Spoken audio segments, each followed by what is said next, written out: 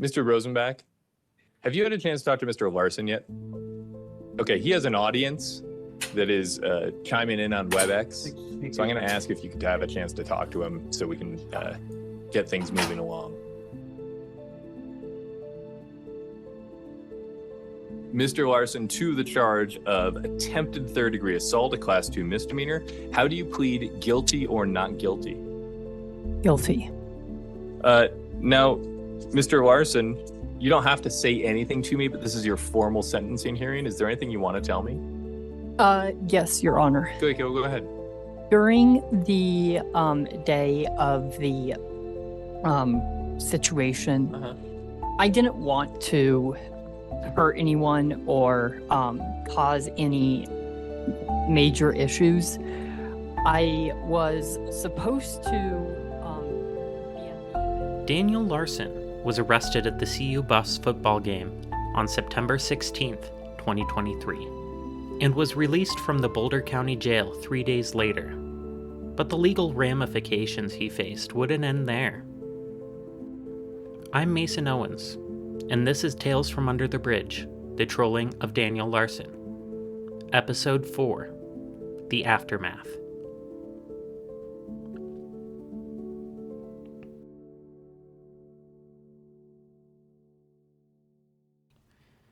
Daniel was placed on probation, and over the next several months he accumulated violations to his probation, including a new criminal charge related to pulling the fire alarm in an Olive Garden restaurant, and you guessed it, also a troll-related incident.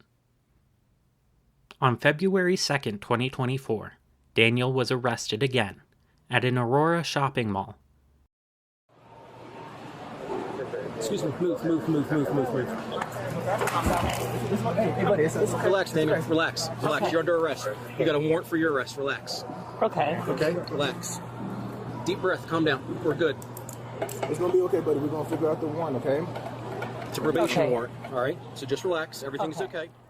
Unfortunately for Daniel, figuring it out would mean going back to jail for almost a month.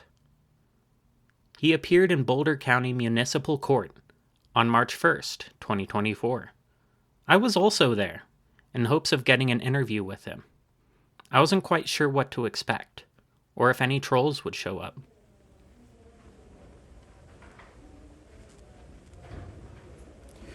We are inside the Boulder County Courthouse. There is not a crowd of people like I expected.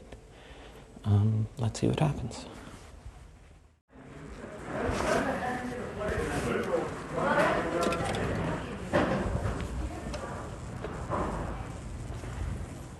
So I've just gotten out of the hearing. I'm outside the courthouse right now waiting for my ride.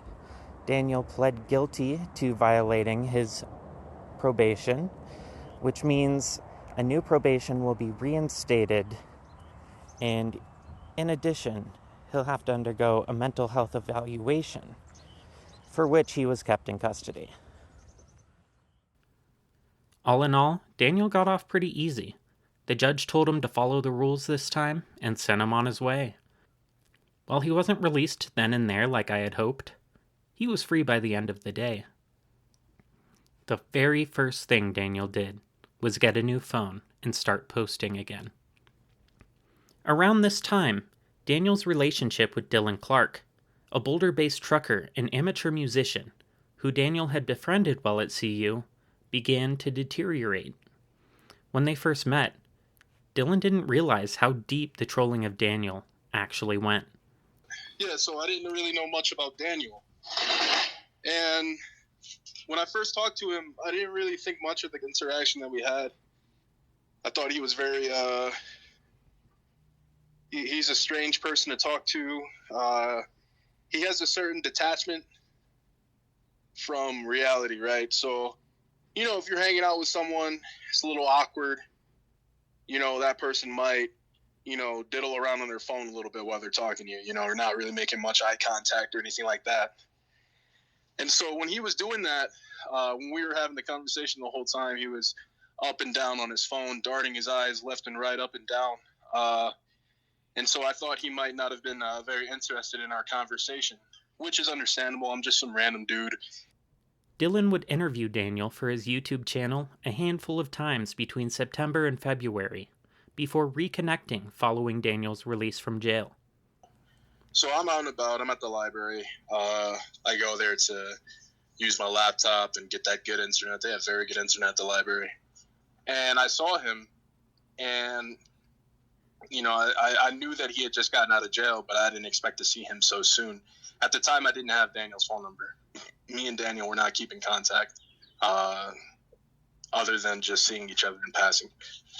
So when I saw Daniel, I said, "Hey, Daniel, you know, how's it going?"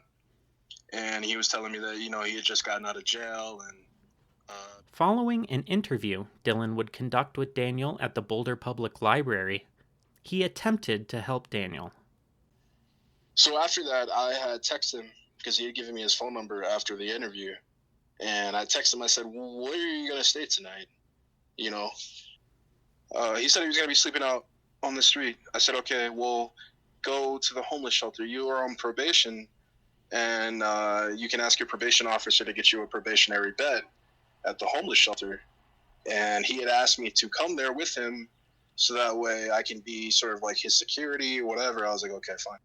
After helping him settle in at the shelter, Dylan began to plan how Daniel could capitalize on his online persona, generate an income, and maybe get his life together. My goal for him was to use his content as a way for him to generate money so he can stay off the street, stay out of jail. And the main thing that I was pushing to him was the fact that he has these live streams where, you know, a bunch of people watch. A lot of people watch his live streams for one reason or another. And so I said to him, I said, you can find a way to capitalize on that, you know, no matter, you know, whatever, you know, publicity you have, whether it's bad publicity or good publicity, you know, it's publicity at the same time. And it's never too late to change your image, you know. If music is something you want to focus on, then by all means focus on music. And, you know, obviously he's not like the best, you know, singer in the world, right?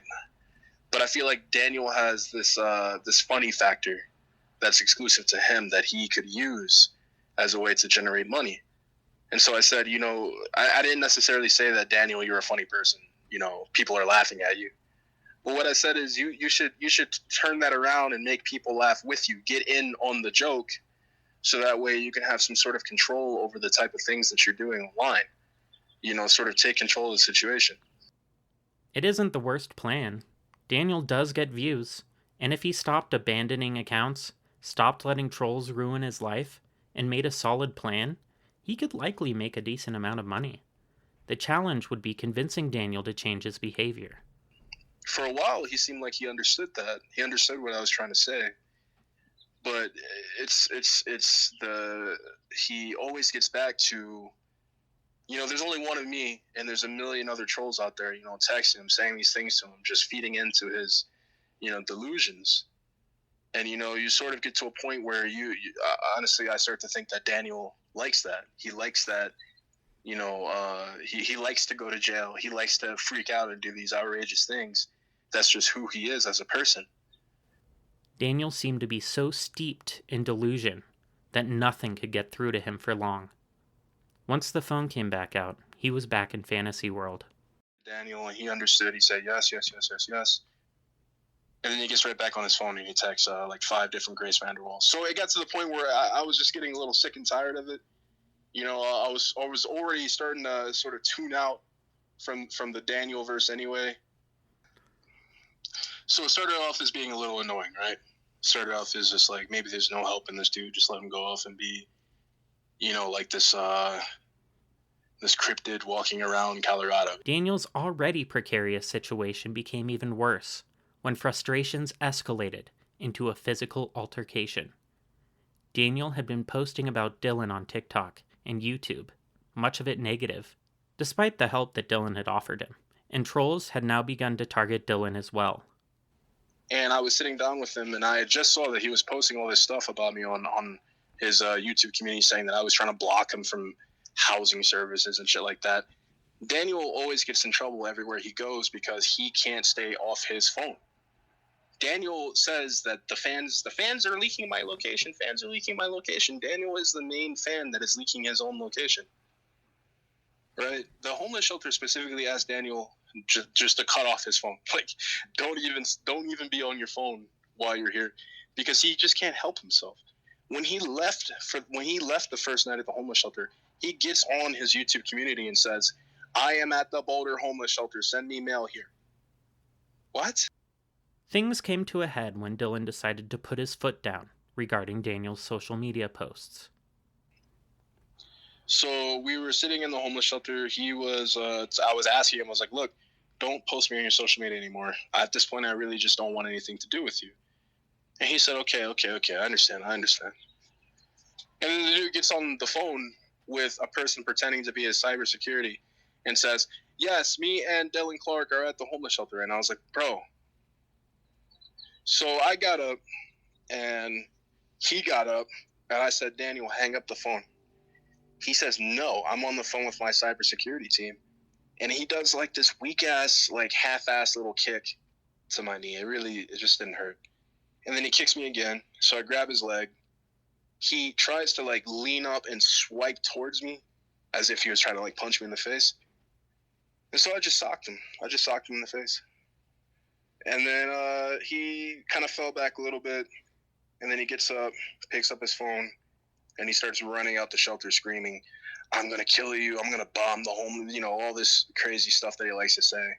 And then he left. And that was the last time I saw Daniel Larson. Daniel was no longer allowed at the Boulder County homeless shelter following the incident. In just a few months, Dylan had gone from trying to help Daniel to fully resenting him. The thing is, a lot of Daniel's followers feel the same way. Many of the trolls fully believe that Daniel deserves every single thing that happens to him. They even celebrate whenever he finds himself in jail, posting pictures of celebratory drinks on a Discord server they all share. Liz Fong Jones, an engineer and activist who has dealt with trolls extensively in the past, explained to me that villainizing lolcows allows trolls to justify their actions, even if they have to stretch the truth to do so. If there's anything that it's taught me, right? Like, it's anyone who's sufficiently determined can try to contort, what they can glean about your life and misconstrue it and make you look like a complete villain, right? Like, everyone has skeletons in their closet, or not even skeletons, right? Like, everyone has like a candle or like a piece of plastic in their closet. And then someone will find that in the closet and be like, aha, they have bones in their closet. They have a skeleton in their closet. They murdered someone. And they committed necrophilia, right? Like, and it's like, yes, there was a candle in my closet. Does that mean that I committed necrophilia? No, but you can see kind of how it goes from there's a candle in the closet to maybe that's a bone. Okay, I'm sure I saw a bone in that person's closet to there's a whole skeleton there, right? Like, it just gets more and more and more elaborate because they have to justify to themselves, like, why it's okay to go after this person. And they kind of develop what, they call this lore, or the kind of set of things that they just axiomatically accept as true about someone, even if they're false. If the average person keeps skeletons in the closet, Daniel keeps them in the front room by sharing every single thing about his life on the internet. Dylan began to do more research on Daniel and was surprised at what he found. Didn't really know much about him the first time I met him. Started to learn a little bit more of him after the second time I met him. And I looked into some of his incidents, and, this guy, he's violent as well. Very quick to anger. He's very quick to blow up. And he's very gullible, too. Trolls have accused Daniel of all sorts of horrible things, pointing to his posts as evidence that he deserves the treatment that he gets. Liz compares the way lolcows are treated to how fan fiction is created by taking a narrative and warping it into something new. In this case, something that supports the trolls' collective worldview.